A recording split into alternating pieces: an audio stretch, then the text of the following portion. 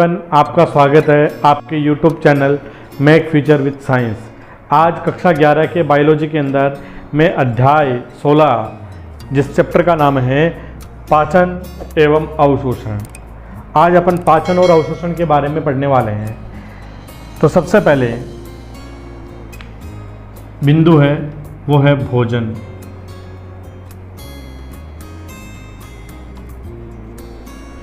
प्रत्येक सजीव है, प्रत्येक सजीव के लिए भोजन एक मूलभूत आवश्यकता। प्रत्येक सजीव है, प्रत्येक जीवधारी है, उसके लिए भोजन क्या है? एक मूलभूत आवश्यकता है। भोजन के जो विभिन्न प्रकार के स्रोत हैं, भोजन के स्रोत या अवयव, भोजन के स्रोत या अवयव के रूप में हमारे द्वारा कार्बोहाइड्रेट, वसा, प्रोटीन एवं अल्प मात्रा में विटामिन एवं खनिज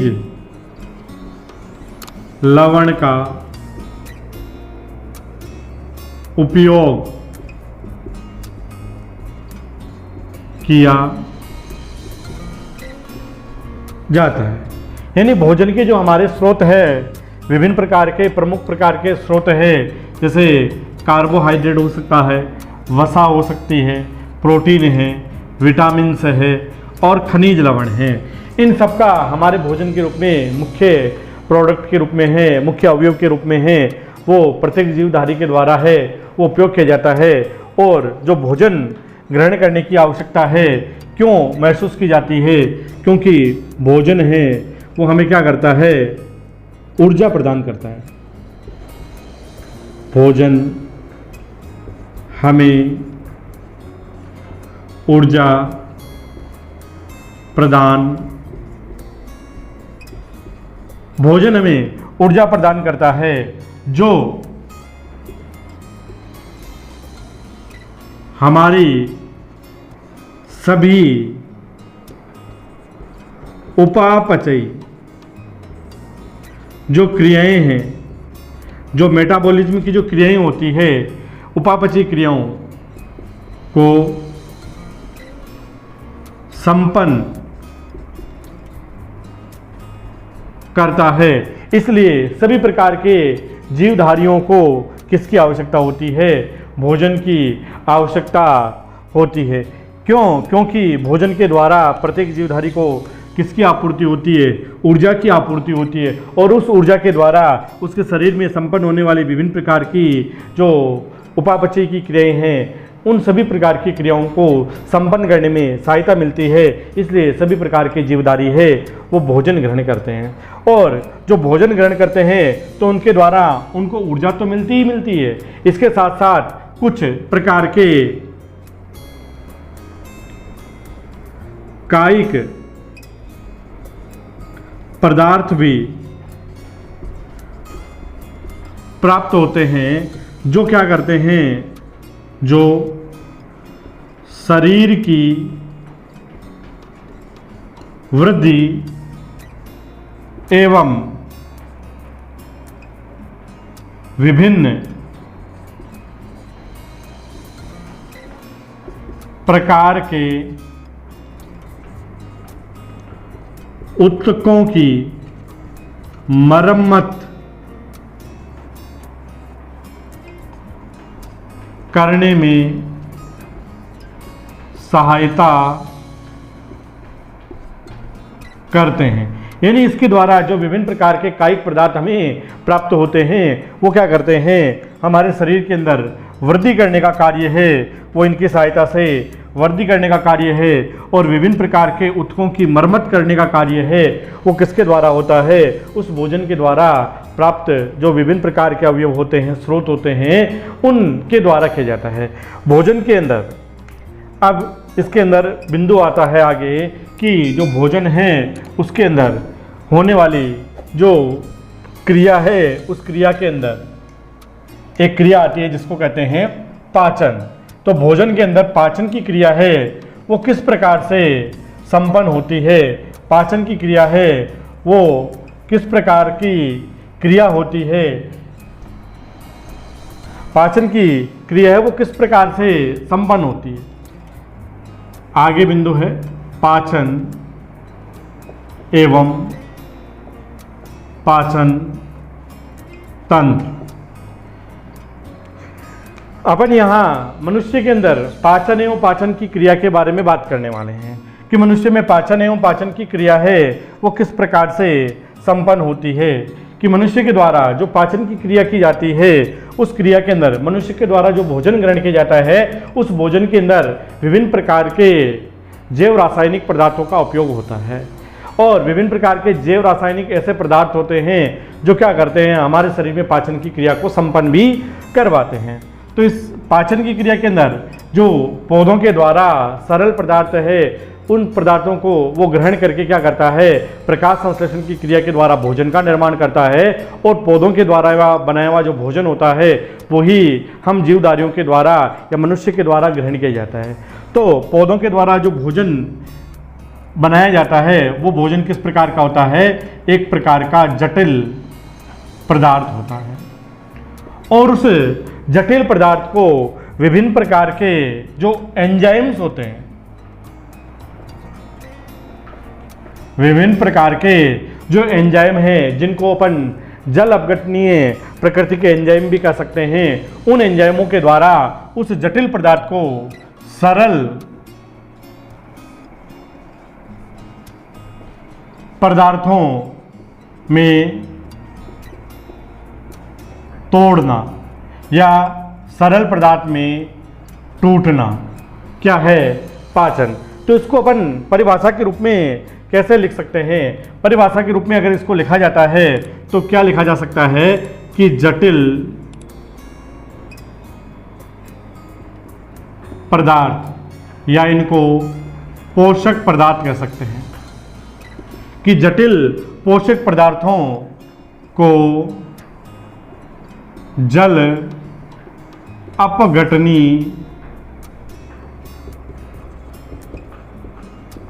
एंजाइमों द्वारा सरल अवशोषण योग्य पदार्थों में तोड़ना या टूटना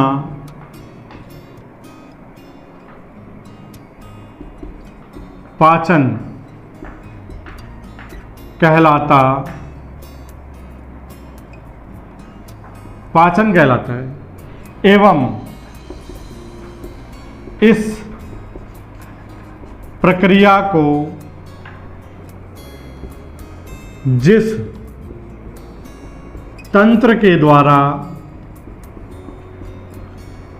संपन्न किया जाता है उस तंत्र को पाचन तंत्र कहते हैं। यानी पाचन है वो क्या है, एक प्रकार की जो प्रक्रिया है जिसके अंदर जटिल पदार्थों को किसके अंदर एंजाइमों की सहायता से सरल पदार्थों में तोड़ा जाता है।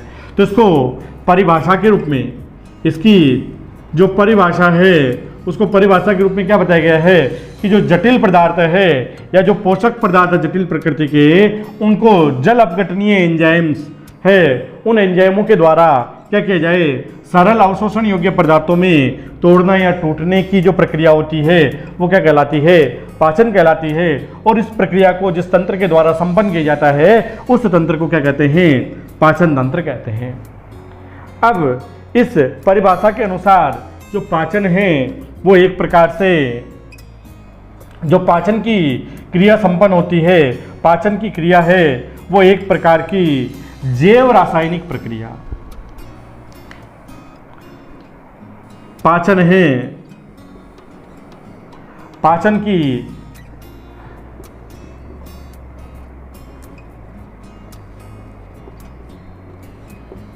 जो पाचन की क्रिया है, इस पाचन की क्रिया को एक अन्य नाम से भी जाना जा सकता है कि पाचन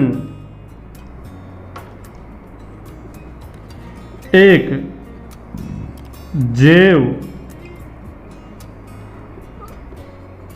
रासायनिक पाचन क्या है? एक प्रकार की जैव रासायनिक प्रक्रिया है। पाचन है वो क्या है? एक प्रकार की जैव रासायनिक प्रक्रिया है। इसको जैव रासायनिक प्रक्रिया क्यों कहते हैं? क्योंकि पाचन की क्रिया के अंदर क्या काम आ रहा है? विभिन्न प्रकार के जल अपघटनीय एंजाइम काम आते हैं।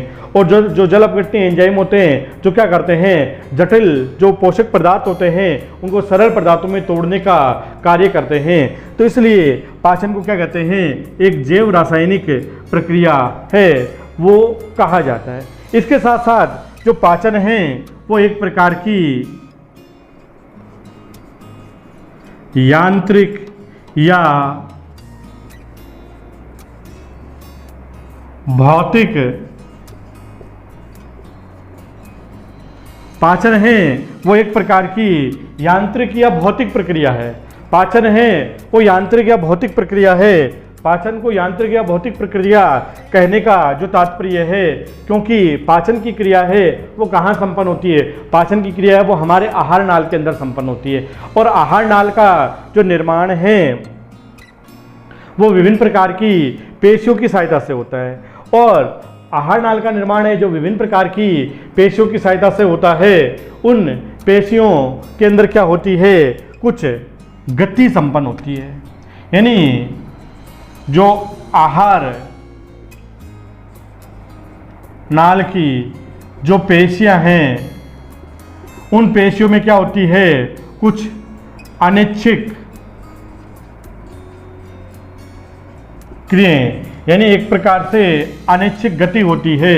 इस प्रकार की जो गति होती है उसको क्या कहते हैं? क्रमांकुंचन की गति होती है। इस क्रमांकुंचन की गति के कारण ही भोजन क्या होता है? वो हमारी आहार नाल के अंदर धीरे धीरे है वो आगे की ओर बढ़ता है। तो इस प्रकार से ये जो चिकनी पेशियां आहार नाल के अंदर पाई जाती है उन पेशियों के द्वारा अनिच्छिक प्रकार की क्रिया या गति होती है। और इस प्रकार की जो क्रिया या गति होती है उसको क्या कहते हैं? क्रमांकुंचन की क्रिया कहते हैं अपन। और इस प्रकार की जो क्रमांकुंचन की क्रिया है जिसके कारण आहार नाल में भोजन है वो धीरे धीरे है वो आगे बढ़ता है। इसलिए पाचन क्या है? पाचन एक प्रकार की जैव रासायनिक प्रक्रिया है, क्योंकि पाचन की क्रिया के अंदर क्या होता है? विभिन्न प्रकार के जल अपघटनीय एंजाइम्स है जिसके द्वारा पाचन की क्रिया है वो संपन्न की जाती है। इसके साथ साथ पाचन है वो यांत्रिक एक भौतिक प्रक्रिया है। क्यों पाचन एक यांत्रिक या भौतिक प्रक्रिया क्यों है? क्योंकि आहार नाल है वो जिस प्रकार की चिकनी पेशियों के द्वारा मिलकर के बना होता है उन पेशियों के अंदर क्या होती है? एक प्रकार की अनिच्छिक क्रिया यानी अनिच्छिक मोमेंट या गति होती है। और इस प्रकार की जो क्रिया होती है उसको क्या कहते हैं? क्रमांकुंचन की गति कहते हैं। और इस क्रमांकुंचन की क्रिया के द्वारा भोजन क्या होता है?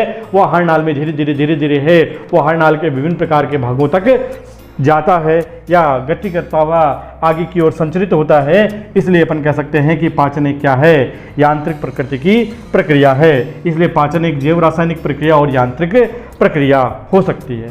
अब इसके बाद में आता है कि जो पाचन तंत्र है मानव का, जो पाचन तंत्र है उस पाचन तंत्र के अंदर का निर्माण है वो किस किस प्रकार के अंगों से या किस प्रकार की जो ग्रंथियां हैं वो मिलकर के इस प्रकार के अंगों का निर्माण करती है।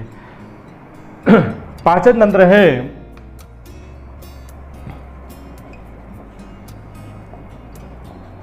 पाचन तंत्र कि पाचन तंत्र है उसका जो निर्माण है कि पाचन तंत्र है इसका निर्माण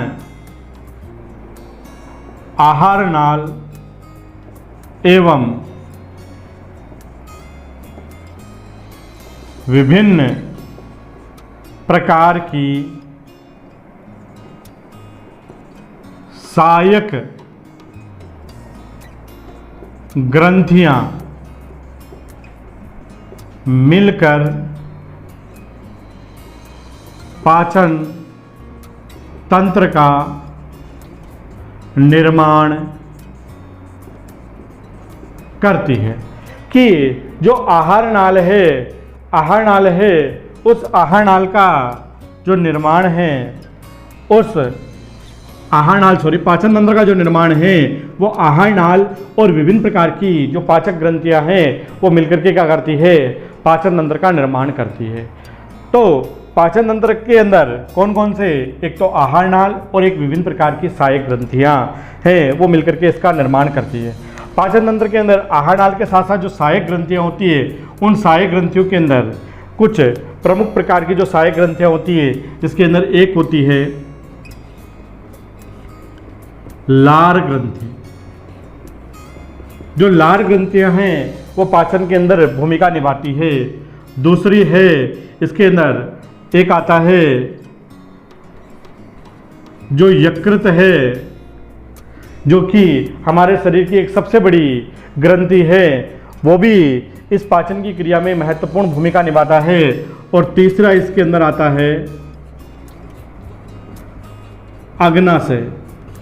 ये तीनों मिलकर के क्या करती है, हमारे शरीर के अंदर पाचन की क्रिया है उसको सहायता करने में है, वो सहायता करते हैं। इसीलिए इन तीनों को सम्मिलित रूप से क्या कहते हैं, सहायक ग्रंथियों के नाम से जाना जाता है। अब इसके बाद में इसके अंदर अपन बात करते हैं अब क्रम से इनके सभी प्रकार के भाग और सभी प्रकार की ग्रंथियों को अपन यहाँ पर डिटेल से अध्ययन करने वाले हैं। सबसे पहला बिंदु इसके अंदर आता है, वो आता है आहार नाल।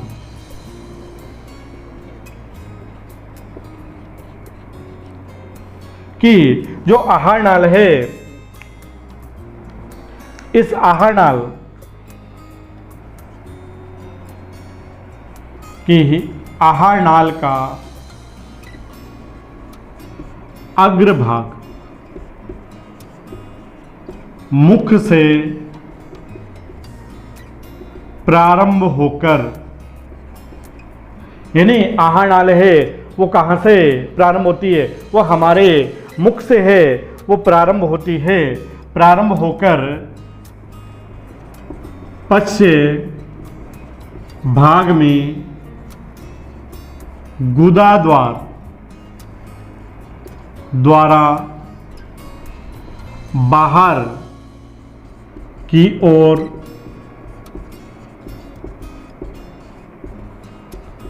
गुदा द्वारा बाहर की ओर खुलती है। अर्थात इसका जो प्रारंभिक भाग है वो प्रारंभिक भाग है मुख, और जो पश्च भाग है वो गुदा द्वारा है, ये शरीर की ओर बाहर की ओर खुलती है। तो आहार नाल है वो कहाँ से, अग्रभाग है वो मुख से प्रारंभ होता है, और जो पश्च भाग है वो गुदा द्वारा बाहर की ओर खुलती है। अर्थात ये मुख से लेकर के गुदा द्वार तक फैली होती है। अर्थात ये मुख से गुदा द्वार तक फैली होती है। इसके अलावा जो आहार नाल हैं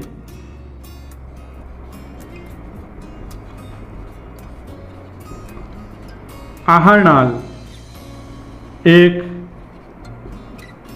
नलिकाकार, यानी एक नली के समान, एक पाइप के समान नलिकाकार, कुंडलित, यानी गूंथी हुई कुंडलित प्रकृति की, एवं पेशीय संरचना।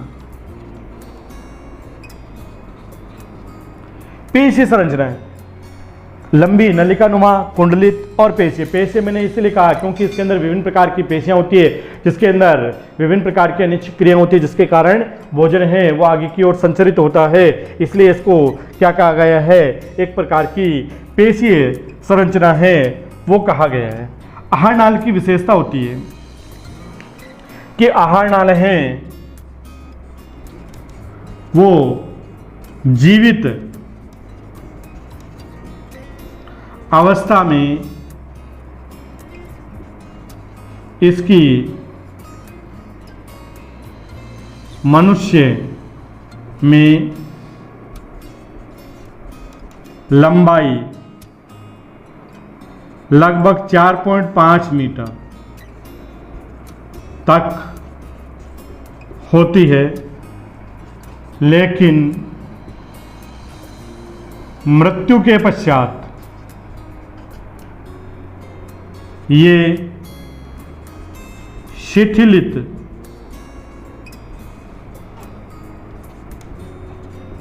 होने से इसकी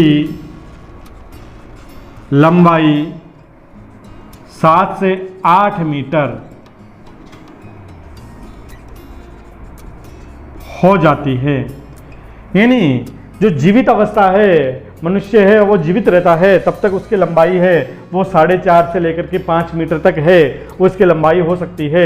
लेकिन जब मृत्यु हो जाती है तो मृत्यु होने के पश्चात वो शिथिलित हो जाती है, ढीली पड़ जाती है, और उसकी लंबाई है वो फैल करके कितनी हो जाती है, 7 से 8 मीटर तक की है वो इसकी लंबाई हो जाती है। अब इसके अंदर जो आहार नाल है, इस आहार नाल के कई प्रकार के प्रमुख भाग हैं। आहार नाल के अंदर कई भागों से मिलकर के है वो आहार नाल का निर्माण होता है। आहार नाल के जो भाग हैं कि आहार नाल के अंदर विभिन्न प्रकार के भाग हैं जिनको इसके अंदर आहार नाल के अंतर्गत सम्मिलित किया गया है। कि आहार नाल के जो विभिन्न प्रकार के भाग हैं वो कौन कौन से हैं। आहार नाल के अंदर जो पहला भाग है जिसका नाम है, पहला जो भाग है जिसका नाम है मुख एवं मुख गुहा। दूसरा इसके अंदर भाग आता है जिसका नाम है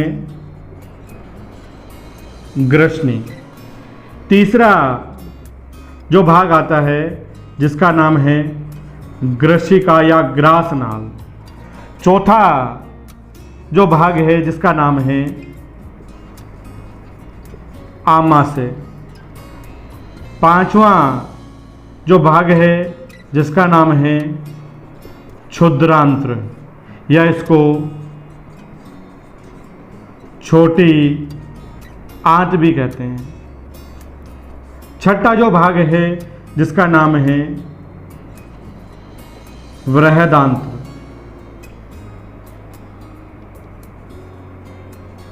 बृहदांत्र या बड़ी आंत। सातवां भाग इसके अंदर आता है मलाशय।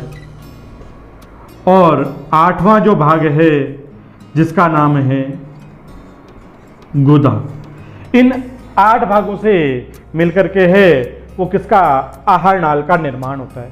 अब इस आहार नाल का जो डायग्राम है उस डायग्राम को मैंने उसके लिए एक अलग से वीडियो है वो आप लोगों के लिए बनाया है, जिसके अंदर मैंने जो मानव पाचन तंत्र है उसके डायग्राम को कैसे बनाते हैं उसके लिए एक शॉर्ट ट्रिक्स है वो भी बनाई है, जो इसके आगे आने वाला जो वीडियो है उसके अंदर आप देख सकते हैं।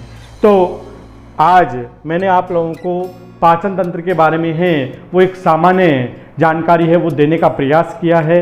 इसके साथ साथ आप लोगों को अगर ये वीडियो अच्छा लगा है तो आप हमारे चैनल को ज़रूर सब्सक्राइब कीजिए, लाइक कीजिए और शेयर कीजिए। इसी के साथ धन्यवाद।